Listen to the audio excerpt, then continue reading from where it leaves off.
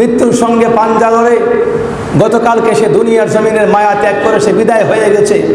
8 বছরের বাচ্চা দুলাভাই, এরপরে কি বলে দুলাভাইয়ের বাবা তালই, দুলাভাইয়ের বড় ভাই, এই তিনজনে মিলে 8 বছরের বাচ্চাকে, বাবা, ছেলে, বড় ছেলে, এই 3 কুলাঙ্গারে মিলে 8 বছরের বাচ্চাকে দর্শন করেছে।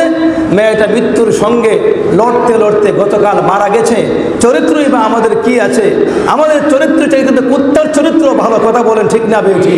হ্যাঁ, সবাই না, কিন্তু আমাদের সমাজে কিছু মানুষ এত খারাপ হয়ে গেছে, এর চাইতে মানে জমিনের কুকুরটা অনেক ভালো, এর চেয়ে মনে হয় হিন্দু বাড়ির শুকুরটা অনেক ভালো। কারণ যেখানে বাবা ছেলে মিলে ওই ছোট্ট একটা তার মেয়ের বয়সের মেয়ে, তার তো মেয়ের মতো কিছু ছিল বাবার জন্যে, ওই মেয়েকে যেই মানুষটা দর্শন করতে পারে, আবার 3টা প্রাপ্তবয়স্ক মানুষ কুলাঙ্গার, এই 3টা মানুষ মিলে যে মেয়েকে দর্শন করলো একসাথে, তার মানে চরিত্র এরা কুকুরের চাইতে নিকৃষ্ট, শুকুরের চাইতে নিকৃষ্ট, এদের চেয়ে অদম কালফিট আমার মনে হয় বাংলার জমিনে দ্বিতীয় আর 2-4টা খুঁজে পাওয়া যাবে কিনা, এটাই আমার সন্দেহ, কথা বলেন ঠিক না বেশি?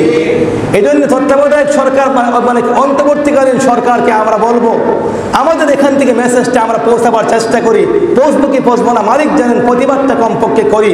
আমরা এইটুকুন বলবো, এদের কোনো আইনি প্রক্রিয়ার দরকার নাই, এদের সাথে আবার কিসের আইন?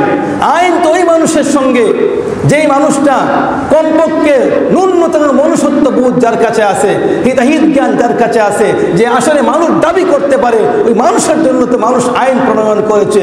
এই সমস্ত কুকুরদের জন্য কিসের আইন? কুকুরের জন্য কোনো আইনের প্রয়োজন নাই, এদের জন্য একটা আইন ফাঁস করা হোক, যে এদেরকে প্রকাশ্যে ধরে এনে ঐতিহাসিক সোহরাওয়ার্দী উদ্যানে কিংবা পল্টন ময়দানের মধ্যে লক্ষ লক্ষ জনতার সামনে সমস্ত টিভি চ্যানেলকে এক জায়গায় করে, সমস্ত সাংবাদিককে এক জায়গায় করে, ওই 3টা কুলাঙ্গার, 3টা বাবা এবং ছেলে 2টাকে এক জায়গায় জমা করে, এদের কল্যাণকে দ্বিখণ্ডিত করে ওই ঢাকা রাজপথের মধ্যে এটাকে ঝুলিয়ে রাখা হবে 1 মাস পর্যন্ত মেডিসিন দিয়ে, আর দেখানো হবে এই দর্শকদের শাস্তি হলো বাংলার জমিনের মধ্যে মক্কার চাইতে আরো কঠিন, মদিনার চাইতে আরো কঠিন, কথা বলেন ঠিক না বেশি?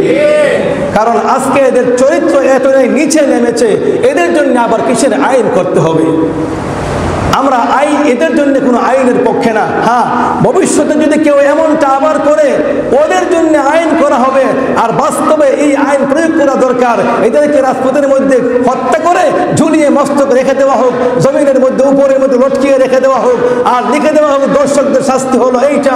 লিখে দেওয়া হলে হাজারো দর্শক, লাখো দর্শক, কোটি দর্শক তারা এই দৃশ্য দেখে তাদের কান খারাপ হয়ে যাবে, মেজাজ মস্তিষ্ক সম্পূর্ণ পরিবর্তন হয়ে যাবে, অন্যথায় আইন করে যাবে, মাসের পর মাস জেল খাটানো যাবে। এই দর্শকদের হাত থেকে আপনার মাকে, আপনার বোনকে, আপনার মেয়েকে, আপনার বেগমকে কাউকে রক্ষা করতে পারবেন না, কথা বলেন ঠিক না বেঠি? এই জন্য আজকে আমরা কি বলবো, আমাদের চরিত্র নাই, আমাদের আদর্শ নাই, আমাদের কিচ্ছুই নাই। আমরা কেবল ওই যে ইমানটা আছে, ওই ইমানের অবস্থা হচ্ছে আমাদের ইমানটা নিবু নিবু অবস্থায়, আমাদের ইমানটা মিটি মিটি জলে মাত্র আর কি।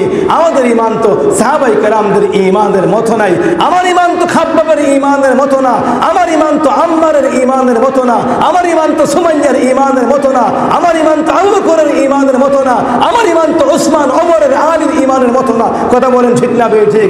যদি এমনটাই হইতো তাহলে আমাদের সমাজে যারা কুলাঙ্গার ছিল এদেরকে ধরে ধরে আমরাই আইনের আওতায় এনে এদেরকে বিচার করার জন্য আমরাই আগে উত্তম মাধ্যম দিয়ে এদেরকে ঠিক করার জন্য সর্বাত্মক প্রচেষ্টা করতাম।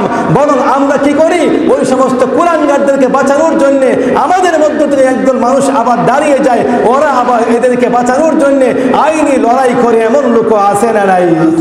দেখবেন ওকে যখন কোর্টে উঠানো হবে তখন তার পক্ষেও কিন্তু উকিল দাঁড়াবে, ওই উকিল নামের খাটাস যখন দাঁড়িয়ে যায় তখন ওকে জুতা পিটা দরকার ছিল।